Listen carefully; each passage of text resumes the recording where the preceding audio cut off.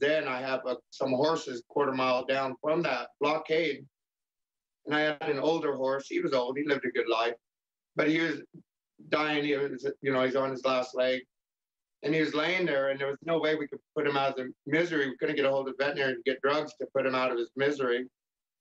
And we was thinking about just dispatching him and putting him down. But if we would have, we'd have had the cops all around us. We were so close to that barricade. And I was down at a meeting the following morning, and I told the sheriff I had a horse to put down that was dying slow death, and there was nothing I could do. I couldn't do nothing but, put him down with a bullet. And the sheriff responded, well, I'm glad you didn't, because we'd have been over there and we'd have probably shot you thinking it was a terrorist activity or something. That's just amazing. That's just amazing, because nothing had happened to make the federal authorities believe that they were under any threat. Nobody had ever used any weapons. They were in a remote location. And we got to remember that the only violence that's occurred here has been on the part of the federal authorities. But talk to me about the Hammonds. You know the Hammonds in the area, and that's really what was the touch point that set this all off, the fact that the BLM and the Forestry Services would send them to jail as arsonists and terrorists when they lit a backfire that burned only 139 acres to protect their own property, when there were forest fires that year that were over 3 million acres burned in Oregon, and the BLM itself had used backfires as a tool of fire control, destroying private property. And yet they take these two individuals and label them as arsonists and terrorists so they can get a mandatory minimum of 5 years. The judge said it offended his sensibilities. Tell us about the Hammonds and what you know about that. Dwight and Susie, they're good people. They're good friends of mine. Back in the 90s, when this all really started kicking off, the Dwights had a piece of land. They filed for the water rights on all their land.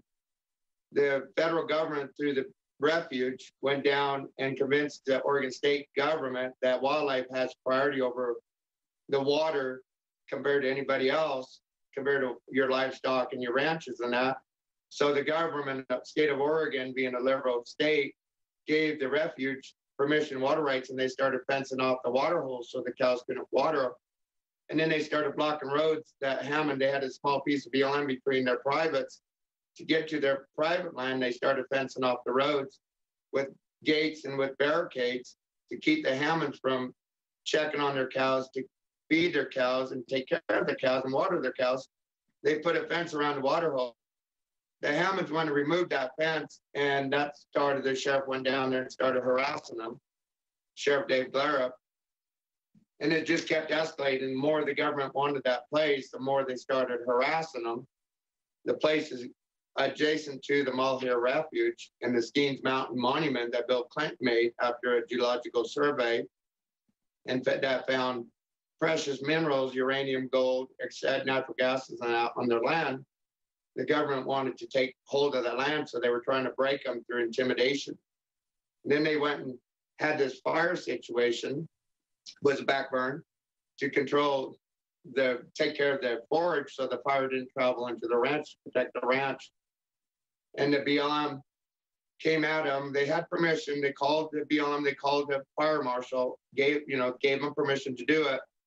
But 5 years later, they came back at them and called them terrorists for burning that pasture to take care of any forage so the fire didn't travel into their ranch and destroy their houses. What do you think is what do you think is the final objective of the BLM? Because we've seen this type of thing happen before. We've seen testimony that was put up. We put it up on our site of a land officer that's with the Park Services, retiring and moving from one location. Actually, she wasn't retiring out of the service. She was just retiring from one location, moving to another, talking about how the BLM, the land people, said, we're the bad guys. We're the ones who take people's property. We always pay what far less than it's worth, talking about how they had taken something that was appraised for over $40 million from a couple of miners who had been in World War II. They were elderly miners. They got it for just $2.5 million instead of the $40 million that it was appraised at, bragging about the over 100,000 acres that this one individual had taken, and they labeled her the acquisition queen. What is their end game with this, you believe? Their end game is to control the land. As they told the Hammonds, if they sign over the rights of their ranch, basically give it to the government, they would not be persecuted. Right there is a big red flag. Yeah. You want that ranch so bad that you're going to persecute these guys and send them into bankruptcy and then steal the land with first right of refusal that they forced the Hammonds to sign. But yet you offer them this deal. You sign over the ranch, we won't persecute. That shows how much of a scam this whole thing was. And I talked to a logger down in John Day. His name is Tad Halp. And he was talking about how they have pushed the logging industry essentially into bankruptcy. Very few people there in that town have jobs anymore unless they work for the state or federal government. They put regulations in there that have not only restricted the loggers, but at the same time have increased exponentially the fire danger. They allow so much deadwood to be there, they won't even allow the loggers to take the deadwood out for the preservation of the forest. And they could preserve the forest. They could allow people to earn a living as they have in the past. That was what was good management about the area. It was a win-win situation all the way around.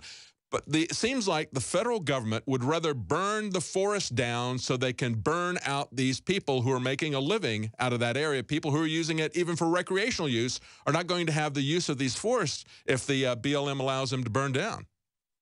Yes, well, I can point you right up here into Lemon Lake where I was running cows.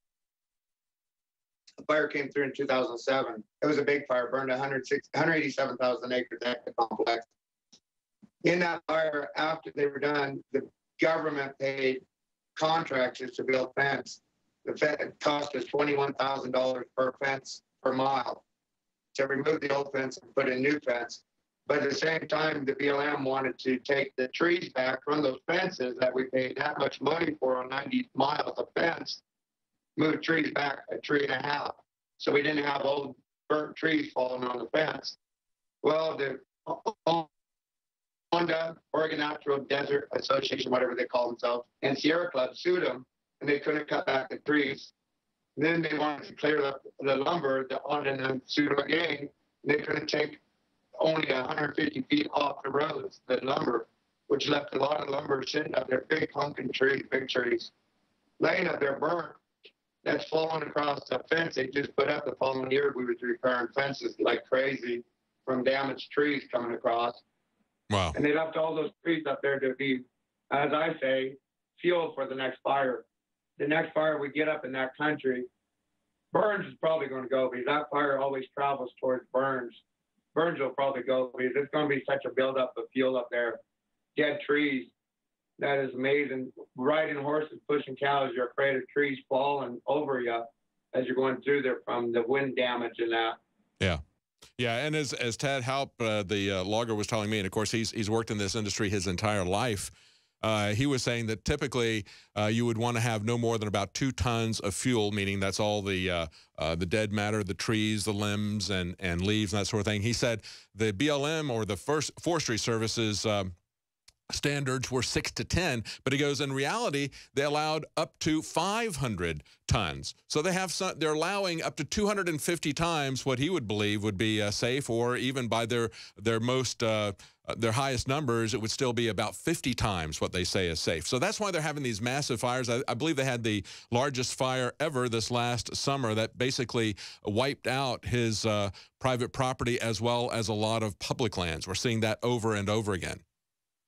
Well, we're going to come. We're going to come.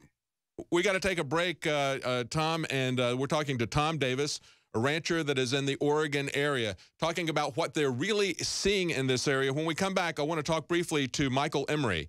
He's been there reporting on this situation from the very beginning. Stay with us. We'll be right back. Welcome back to the Alex Jones Show. I'm David Knight, and we're going to be going back to some people on the ground in Oregon, where we have seen the protests, the standoff, the killing of Lavoy Finicum, and they are still, even after there's only 4 people left at this reservation in protest, they are still escalating force there. So we wanted to talk to some of the people there. They contacted us, actually, and said we're very concerned about what's going on here. So we're going to talk to Michael Emery.